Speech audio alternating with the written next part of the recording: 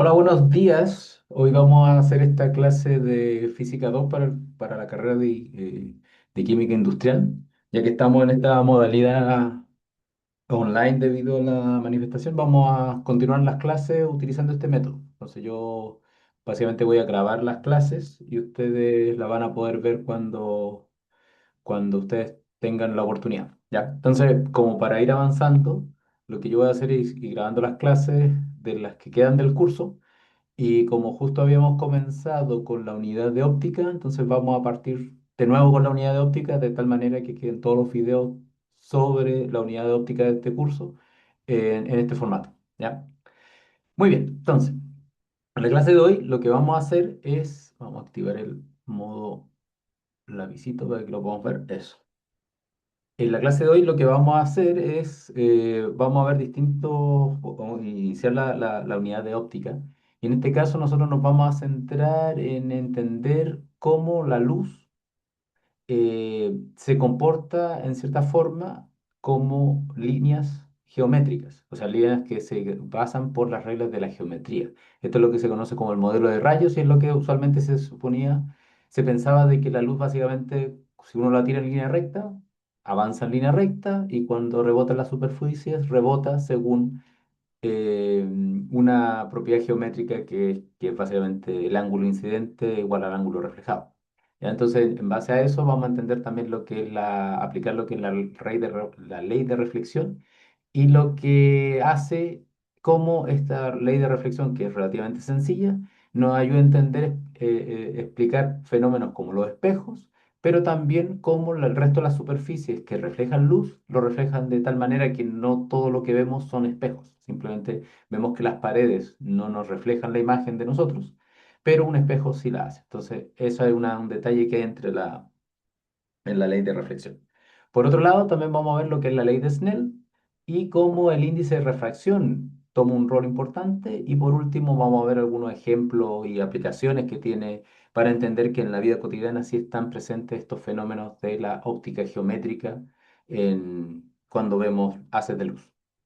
Muy bien, entonces, ¿cómo viaja la luz? Lo que sabemos es que la luz se propaga, cuando tenemos algo que emite luz, se propaga con un concepto que se conoce como un frente de onda. Frente de onda porque aquí ya estamos pensando de que en realidad la luz es una onda electromagnética. Ya lo hemos visto en la parte de electricidad y magnetismo, cuando entendíamos que los campos magnéticos y los campos eléctricos están presentes debido a cargas eléctricas y cargas en movimiento. En realidad, dependiendo de la longitud de onda o dependiendo de la frecuencia con cual una carga vibre, esta va a poder generar ondas electromagnéticas y estas ondas electromagnéticas en general están relacionadas para ciertas frecuencias con lo que nosotros percibimos a través de nuestros ojos como luz visible. ¿Ya? Entonces, en este sentido, cuando nosotros pensamos que la luz es generada o es emitida desde una fuente, lo que está ocurriendo es lo que conocemos como un frente de onda y va a ser básicamente la superficie por donde estas ondas van a estar viajando. O sea, cuando yo tengo una fuente de luz, esta fuente de luz básicamente se va a propagar en línea recta y lo que nosotros estamos viendo aquí, el borde de esta fuente de luz, o sea, de la luz que sale desde la fuente, son el frente de onda, que sería básicamente donde la luz está, está presente y se va moviendo a medida que se aleja de la fuente. ¿Ya? Entonces, en este sentido, nosotros podemos identificar dos tipos de fuentes, que son las más comunes que las que se entienden en este caso, que son las fuentes puntuales, como en este caso tendríamos el caso de una onda, cuando dejamos caer una piedrita sobre un estanque y se produce las ondas que se propagan sobre la superficie del agua, pero estas se propagan de forma circular o esférica, centradas en el punto donde se genera la onda inicialmente, lo que vamos a poder ver aquí.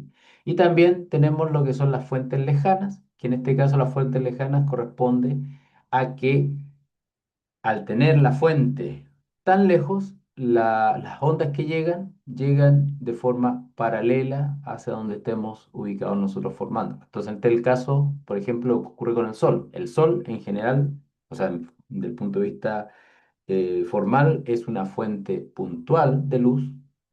Asumamos que el Sol es un punto, es una fuente puntual de luz, genera frentes de onda que son circulares, pero al estar tan alejados, del Sol, lo que tenemos es que la fuente se percibe como un frente de onda que es paralelo, o sea, de ondas de luz que llegan de forma paralela. Entonces, si nosotros tenemos una fuente puntual acá, nosotros vamos a tener que sus frentes de onda van a ser esféricos. Eso quiere decir que en todas las direcciones donde se está propagando, se propagan centradas con respecto a la fuente original.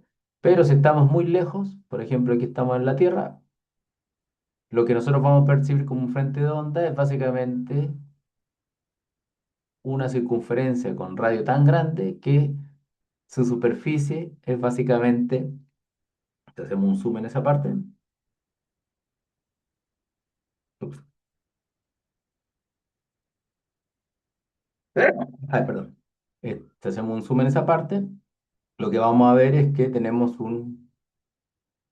básicamente aquí sobre la superficie de la Tierra, vamos a tener una persona y esa persona va a percibir el Sol como si las líneas o los haces de luz del Sol fueran todos paralelos entre ellos.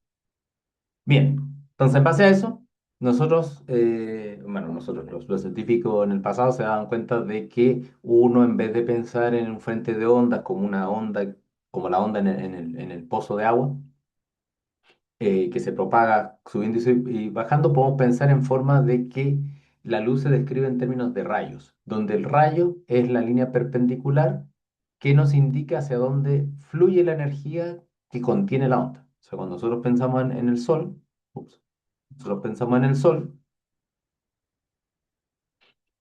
nosotros vemos que desde el Sol viene el frente de onda de esta manera, pero la energía se está propagando siempre perpendicular al frente de onda. Por eso también podemos sentir que si acercamos, apuntamos con nuestra mano hacia el Sol en un día muy soleado, sentimos el calorcito sobre nuestras palmas. Eso en parte es porque estamos sintiendo o estamos sintiendo la transferencia de energía que viene propagada a través de la luz del Sol.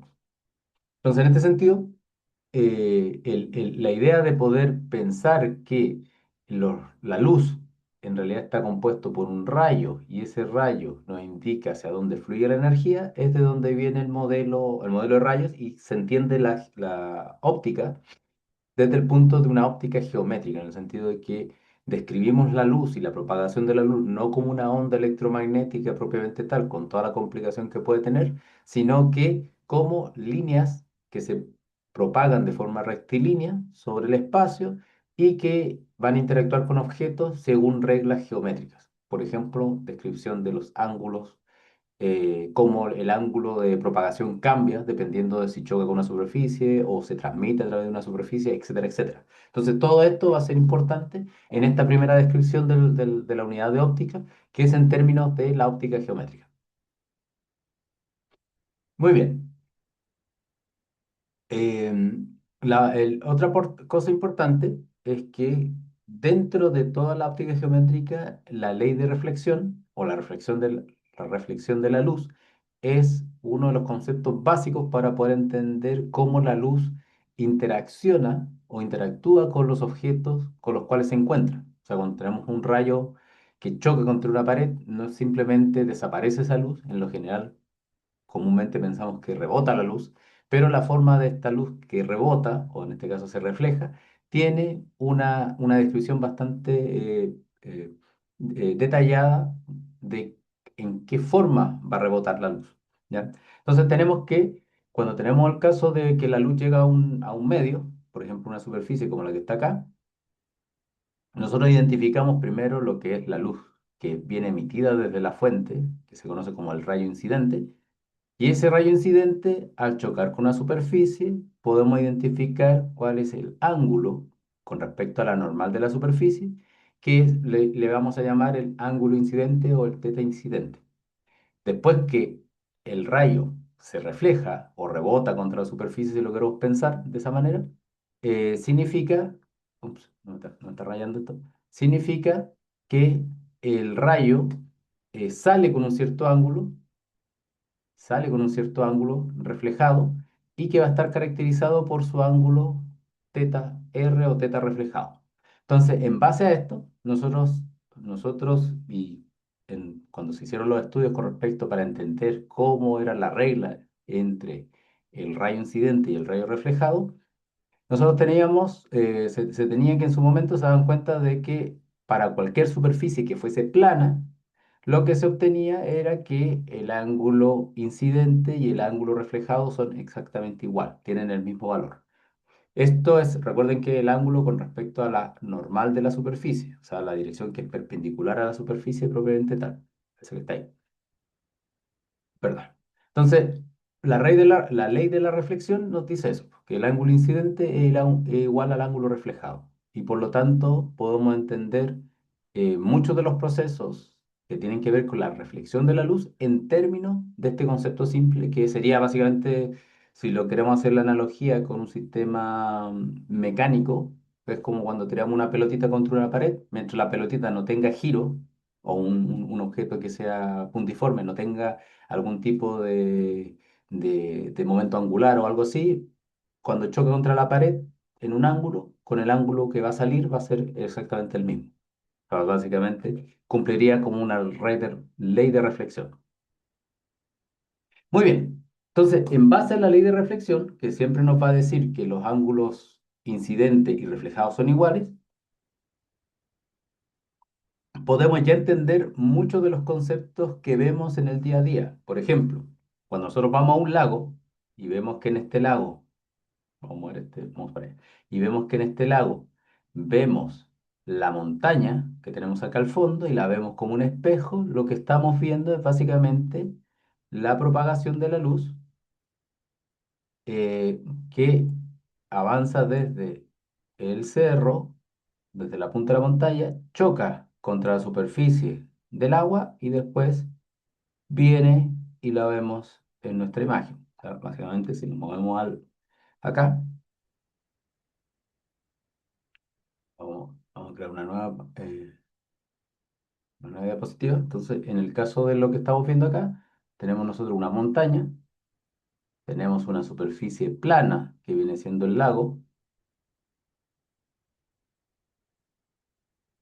y lo que estamos viendo es que un haz de luz, vamos a cambiar a modalidad línea recta,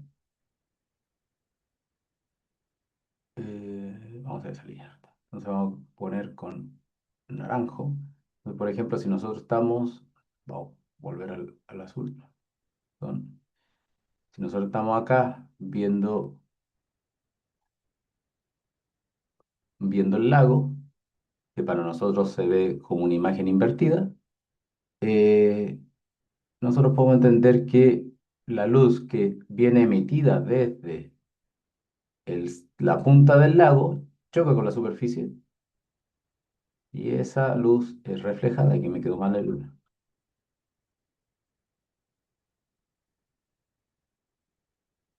viene reflejada hasta nuestros ojos, donde la podemos ver, pero cumple con la regla que les comentaba recién, de que el ángulo incidente es igual al ángulo reflejado. Eso es parte de la ley de la reflexión. Ahora, si nos fijamos con otro punto de la montaña, por ejemplo, que aquí había otro lugar, nosotros vemos que el, la montaña aquí emite una luz, choca contra el lago y llega hasta nuestros ojos, por ejemplo. Ahí también se va a cumplir que el ángulo incidente, le voy a poner una prima arriba para decir que un ángulo incidente es distinto, porque depende, nosotros estamos enfocando todo acá sobre nuestros ojos, pero de forma aparente, lo que vamos a ver es que esta parte que está aquí está más cerca de nosotros, o sea, vamos a ver la punta del lago, o sea, la punta de la montaña un poquito por acá, y la parte al medio más lejos, y nosotros lo que estamos viendo es al final una imagen como el lago, pero que está invertida. O sea, si esto nosotros para el punto de vista de nuestra percepción, veríamos la imagen invertida. Y de esa forma es como entendemos la presencia o cómo funcionan los espejos. Básicamente, como la superficie es plana, toda la superficie tiene la misma dirección perpendicular respecto a la superficie, o sea, la misma normal, y de tal manera que los ángulos que choquen van a chocar de forma coherente en el sentido de que no se van a cruzar las líneas o los haces de luz que salgan desde los distintos puntos de la superficie de donde está el objeto que estamos observando, como en este caso la montaña. Ahora bien, desde el punto de vista de otros objetos, como por ejemplo un muro de ladrillo, el muro de ladrillo a su vez es una superficie que su imagen no refleja debido a que, vamos a poner aquí, si nosotros vemos un ladrillo, en principio un ladrillo está compuesto, vamos a ver cómo se hace un zoom sobre esa parte, un ladrillo está compuesto de una superficie que es rugosa. O sea, imagínense que el ladrillo tiene una forma que es así, ese pedacito del ladrillo. Entonces, ¿qué quiere decir esto? Que las normales que están con respecto a cada posición sobre la superficie son completamente eh, no coherentes, o sea, apuntan en distintas direcciones, y eso va a hacer que cualquier haz de luz que llegue, básicamente va a provocar que al chocar aquí, por ejemplo, ese haz de luz va a salir con ese ángulo, mientras que un haz de luz que venga paralelo a ese, por ejemplo, y choque en esta posición, va a salir en un ángulo completamente distinto y lo que estamos viendo es que no vamos a poder formar una imagen debido a que cada haz de luz que se refleja sobre la superficie va en direcciones contrarias. O sea, no en dirección contraria, en direcciones completamente aleatorias. De tal manera que nosotros no podemos identificar el objeto a través de su reflejo y lo que vemos es lo que se conoce como una imagen difusa o una emisión difusa, una dispersión difusa de la luz al chocar con la superficie. Entonces no forman imágenes que nosotros podemos interpretar con nuestros ojos. Ahora, si tenemos objetos que hasta cierto nivel son irregulares, pero en grandes distancias tienden a ser regulares, pasa, por ejemplo, como el caso del lago. El lago no es perfectamente homogéneo o perfectamente plano, sino que sabemos que siempre van a haber pequeñas onditas, pero como esas onditas son relativamente pequeñas, las ondas, las olas que hay encima del lago, las ondas que se forman en el lago debido al viento, lo que sea, como son relativamente pequeñas, la dispersión en estas direcciones normales no es tan grande. Entonces, si nosotros queremos ver algo que está muy lejos, que es muy grande, lo vamos a poder identificar por sus imágenes, como en el caso de la montaña que tenemos acá. Mientras que si quisiéramos ver algo que es muy pequeñito, como no sé, una mosca que esté volando por encima, al ser la imagen pequeña, esa imagen sí se va a ver afectada por la dispersión de las direcciones normales. Muy bien, para seguir avanzando, vamos a hacer un ejemplo. Entonces aquí nos dicen que tenemos dos espejos, M1 y M2, perpendiculares entre sí y un rayo luminoso incide sobre uno de ellos, como se ve en la figura. O sea, tenemos que este es el rayo incidente y, bueno, incidente, y de alguna forma nuestro haz va a reflejarse sobre M1 y aquí vamos a tener M2 y aquí debería volver a reflejarse. Ya entonces nos preguntan cómo primero hacer un dibujo del diagrama de la trayectoria de la luz y después determinar la dirección del rayo después de reflejarse en M2. Ya, entonces vamos a hacer el dibujo acá en mi pizarra que tenemos acá. Entonces imagínense que vamos eh, eso, a ponerlo ahí. eh,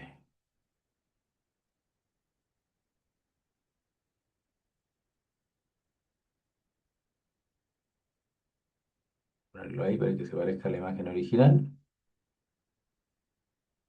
Entonces lo que sabemos de nuestra imagen o de nuestro caso que tenemos acá, acá está, que este sería M1, este que está acá sería M2, y que entre los dos espejos, M1 y M2, hay un ángulo de 90 grados. Y nos dicen que tenemos un, un haz, voy a contar rojo, un haz que choca con la superficie y que ese haz llega con una dirección de 60 grados. ¿Ya? A ver si puedo aumentarla. Ahí sí, para que se vea fácil. Ya, entonces sabemos que este ángulo que está acá son 60 grados. Lo que les comentaba sobre la emisión, o la ley de reflexión, perdón, es que el ángulo reflejado va a tener la misma, el mismo ángulo, 60 grados con respecto a lo normal, del ángulo incidente, ángulo reflejado. Entonces ya sabemos que en el primer caso va a ser 60 grados. En el segundo caso vuelve a aparecer la ley de la reflexión, pero ahora el ángulo puede haber cambiado, porque la normal en principio, ups, la normal en este caso es distinta y eso va a afectar a la propagación o a la reflexión, perdón, de la luz en esta nueva, en esta nueva, en nuestro nuevo caso. Muy bien, entonces, y aquí es donde entra la geometría. Nosotros sabemos que este ángulo que está acá va a ser igual a este ángulo que está acá por la ley de reflexión. Ahora no sabemos cuánto vale porque tenemos que identificarlo en base a la geometría que tenemos presente en nuestro problema. Ya, entonces, lo que sabemos es que acá tenemos 60 grados con respecto a la normal. 60, entonces, por lo tanto, esta parte que está aquí, este es un ángulo de 30 grados. Ahora, si vemos lo que estamos formando aquí entre este punto y el borde de nuestra superficie, o donde se juntan los dos espejos, es básicamente un triángulo.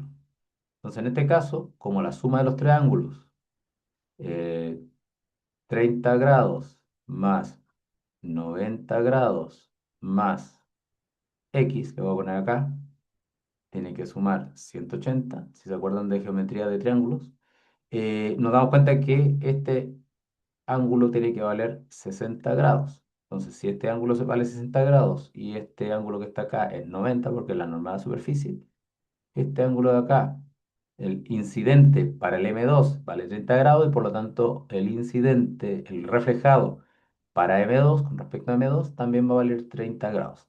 De tal manera que el rayo que entra, entrar se refleja en 60 grados y sale con un ángulo de 30 grados con respecto a la normal del M2. Ahora, si nosotros hubiéramos extendido estos dos, hubiéramos dado cuenta que tenemos un triángulo rectángulo también y completamos también la misma regla. ¿Ya? Entonces, en ese sentido, las que están saliendo aquí tienen esa regla. Y eso es lo que estamos viendo y así podemos entender este tipo de problemas. Muy bien. Ahora, ¿cómo esto nos afecta en el día a día como una aplicación del hecho de que existan reflejos especulares y reflejos difusos? Esto lo vemos en el día a día, por ejemplo, cuando llueve en la calle y vemos que el asfalto o el pavimento de la calle cambia sus propiedades ópticas. Primero que nada, en el caso cuando el asfalto está seco, nosotros vemos una imagen prácticamente difusa, en el sentido que vemos que el pavimento es completamente opaco y es fácil de seguir con nuestra vista.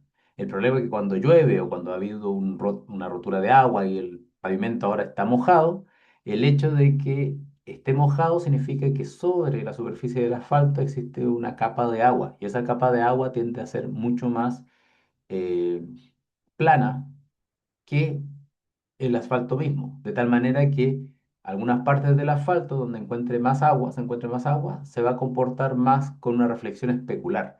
Y lo que eso va a ser complicado de poder seguir qué está pasando en el camino propiamente tal, porque se van a ocultar agujeros, vamos a recibir los reflejos de las luces del alumbrado público, etcétera, etcétera, de tal manera que va a complicarnos poder conducir. Entonces, pero ahora podemos entender de dónde viene, por qué cuando el pavimento está mojado, es más, nos molesta a veces las luces, o no podemos identificar bien las partes de la carretera o las partes de la calle debido a esta eh, reflexión especular que se genera debido a la presencia del agua. Muy bien, entonces el otro fenómeno que se describe muy bien en la geometría, en la óptica geométrica, a ver cómo vamos de tiempo, es lo que se conoce como la refracción. La refracción es un fenómeno que ocurre en la óptica, en los cuales la dirección con la cual la luz se propaga depende del medio en el cual se encuentre. Y esto se hace más evidente cuando tenemos un cambio de medio.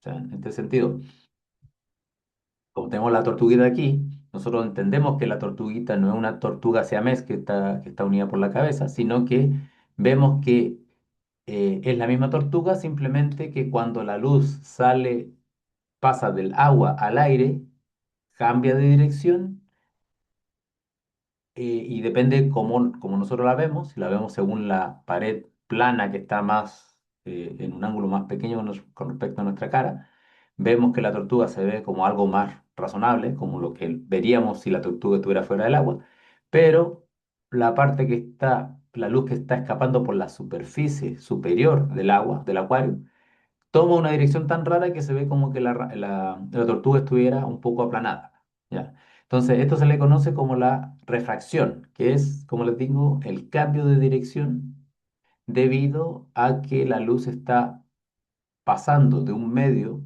a otro. Este es un medio transparente ahora, en el caso del agua, con la luz en el rango visible, es lo que vemos. Ya, entonces, en este sentido, nosotros se puede entender este proceso de refracción porque la luz cuando se propaga en distintos medios se propaga a distintas velocidades. Nosotros sabemos que la velocidad de la luz en el vacío tiene un valor bien específico, pero cuando se propaga a través del agua, debido a que el agua está con las moléculas de H2O, eh, afecta un poco la velocidad haciéndola un poquito más lenta. Y ese cambio de velocidad afecta también a la dirección de propagación del agua debido a que es un frente de onda. Y ahora lo vamos a ver con una animación que se entiende un poquito por qué ese cambio de dirección. Entonces, en general, lo que se identifica como el efecto de la refracción visto desde el cambio de velocidad es que hay una relación entre los ángulos de entrada y salida de nuestra luz con respecto a la superficie, de tal manera que el seno del ángulo de entrada, partido por el seno del ángulo de salida, va a ser igual a la velocidad de la luz, el medio uno o el medio antes de entrar a la interfase, y partido por la velocidad de la luz en el medio después de la interfase, después del cambio de medio. De tal manera que para poder, como en este caso, medir ángulo es fácil, relativamente fácil, medir el ángulo incidente y de entrada y de salida de la luz, pero medir la velocidad de la luz no es tan fácil. Lo que se puede identificar, se puede simplificar el problema utilizando lo que se conoce como el índice de refracción. El índice de refracción es básicamente una cantidad adimensional que nos dice, que nos indica la relación entre la velocidad de la luz en el vacío y la rapidez del medio. Esto lo podemos ver a través de esta fórmula que está acá, donde el índice n corresponde a c partido por p, que es la velocidad de la luz en el medio que estamos midiendo. Entonces, como sabemos que la luz es la velocidad de la luz es la velocidad máxima en el universo, en el vacío, entonces, en principio, todos los índices de refracción van a ser siempre mayores que uno porque lo vamos a estar dividiendo por una cantidad que es menor que c. Entonces, de esa manera, tenemos este fenómeno entendido.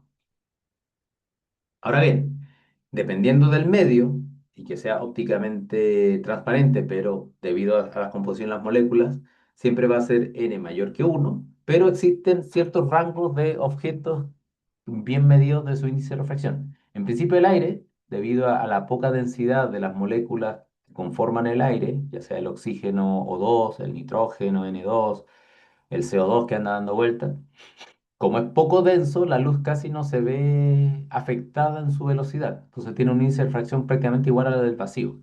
Ejemplo contrario sería el agua. El agua tiene un índice de refracción, el agua pura, sin tantas sales minerales, tiene un índice de refracción de 1,33. Eso quiere decir que, desde el punto de vista práctico, si n es 1,33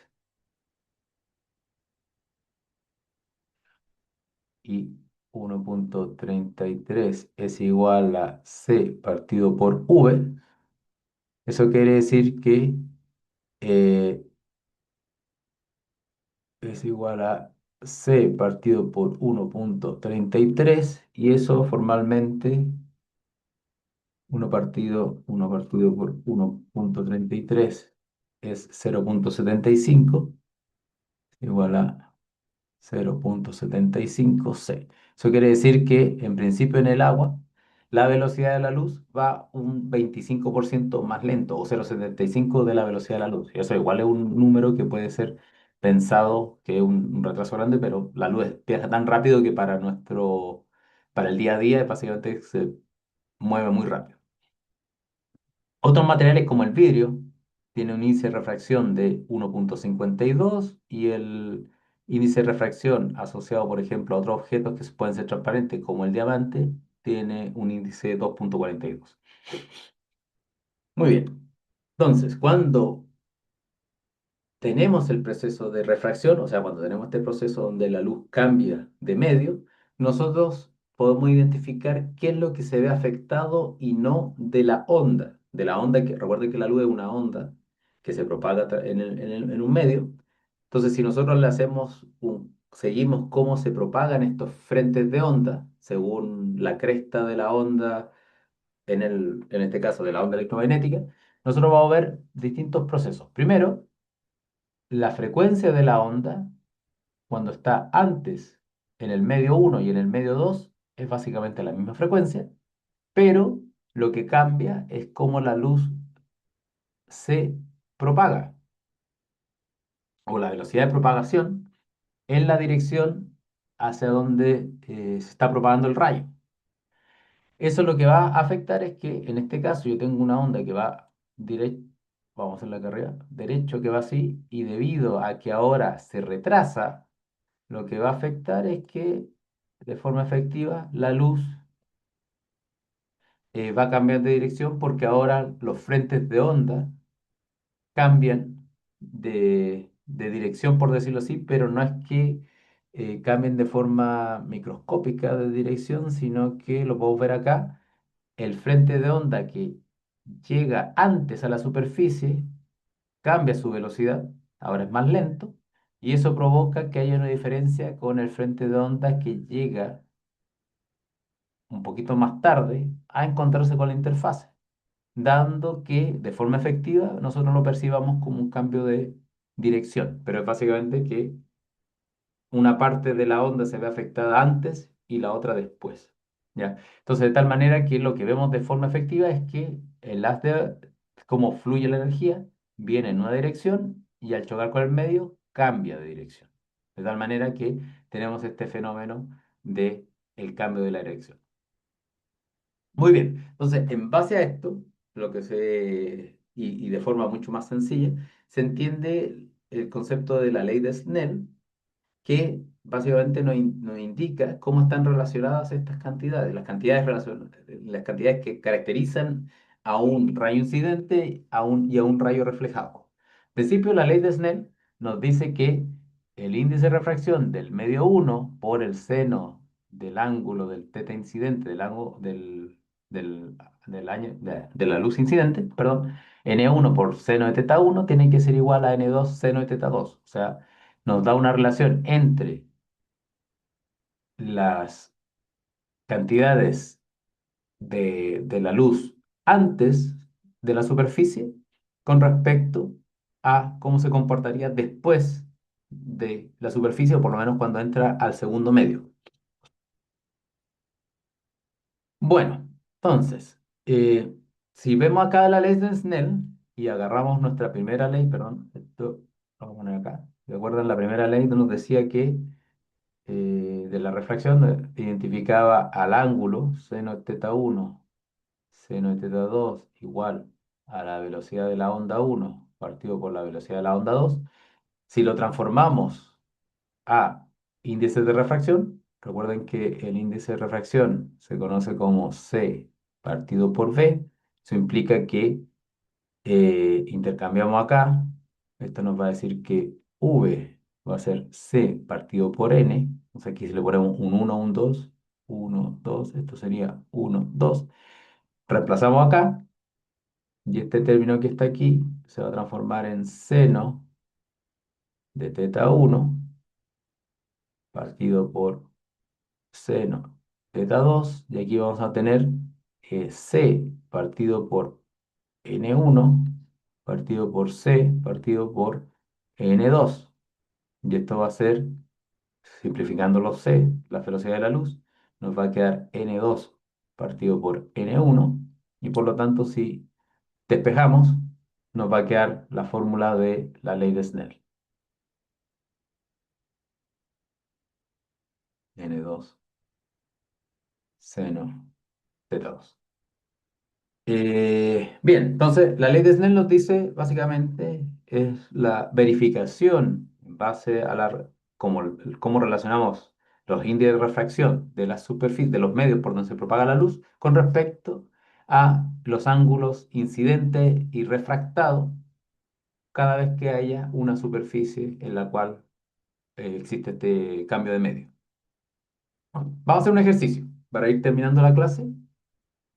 Entonces nos preguntan acá si en el agua la luz tiene un índice de refracción de 1,33 e incide sobre un vidrio crown con un índice de refracción de 1,52 a 37 grados con respecto a la normal del vidrio. Nos preguntan cuál es el ángulo de refracción. Entonces esto es directamente aplicar la ley de Snell. Muy bien, entonces nos dicen, ok, sí, ok. Nos dicen, básicamente, vamos a poner un pluma más grueso, como negro. Nos están diciendo que en el agua el índice de refracción H2O es 1,33 y nos están diciendo que el índice de refracción en el vidrio es 1,52 y nos están preguntando que, dado que hay un ángulo incidente que es de 37 grados, nos preguntan cuál va a ser el ángulo refractado. Entonces recuerden que esto lo tenemos que pensar, que tenemos una superficie y en esa superficie está llegando un haz de luz a el naranjo 37 grados y va a salir en otro ángulo con respecto a la normal de nuestra superficie que está ahí.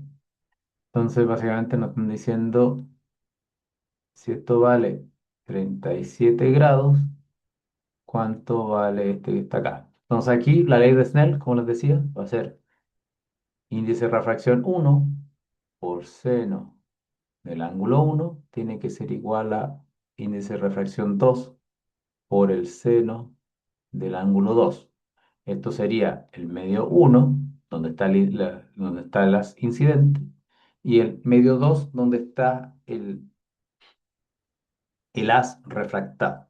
Entonces, en este caso tendríamos que calcular, dado que nos están preguntando el ángulo de teta 2, podemos darnos cuenta que podemos hacer n1 seno teta 1 partido por n2, y eso va a ser igual a seno de teta 2, donde teta 2 sería nuestro objetivo. Podemos poner los números, nos damos cuenta que el primero va a ser 1,33. Después tenemos el seno de 37 grados partido por n2, que era 1,52. Esto se lo metemos en la calculadora. eh, Tengo la calculadora abierta, ahí está. Nos va a dar 1,33 por, vamos a ponernos en modo avanzado, que no sé en qué ángulo está esta cosa. Mm,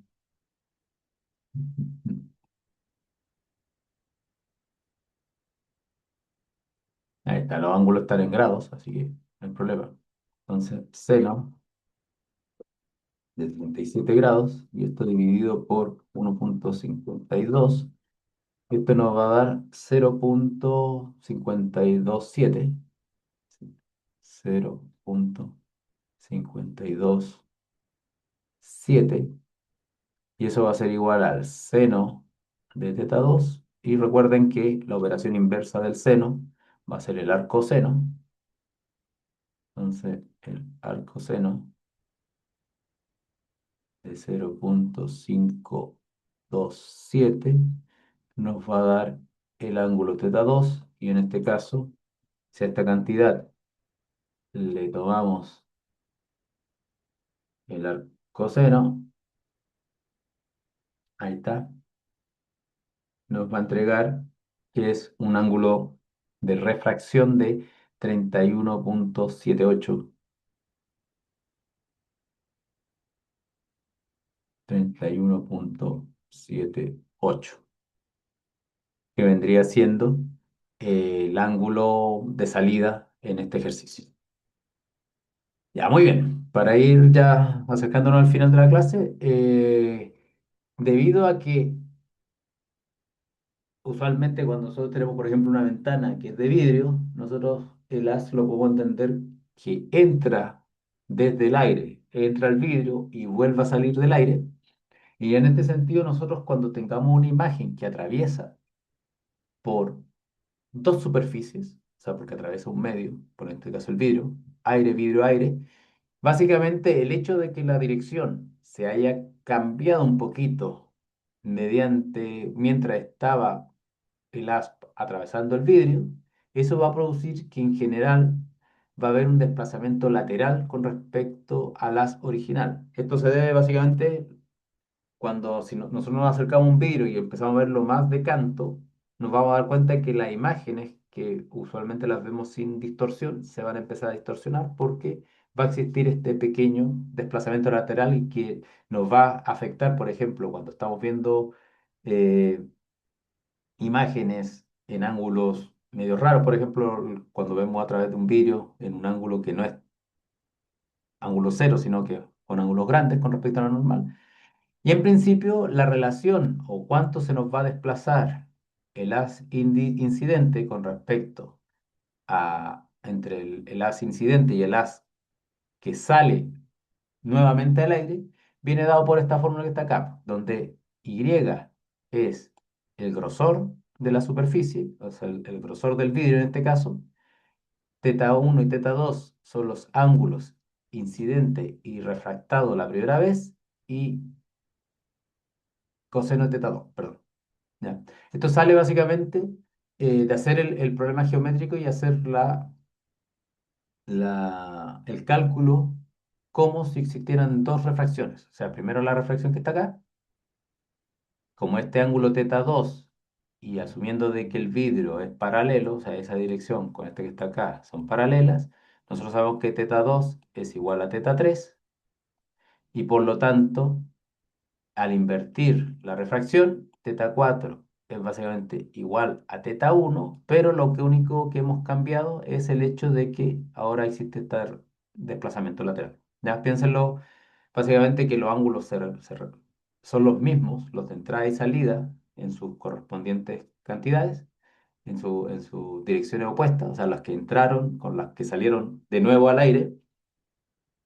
Y de esta forma, nosotros podríamos entender cómo se calcula esto. Esto es un ejercicio para que ustedes lo hagan de tarea con la geometría, porque si se dan cuenta, es básicamente un triángulo rectángulo y este triángulo rectángulo se va a poder realizar relativamente sencillo la deducción de esta fórmula, debido a que es geometría de colegio, de escuela.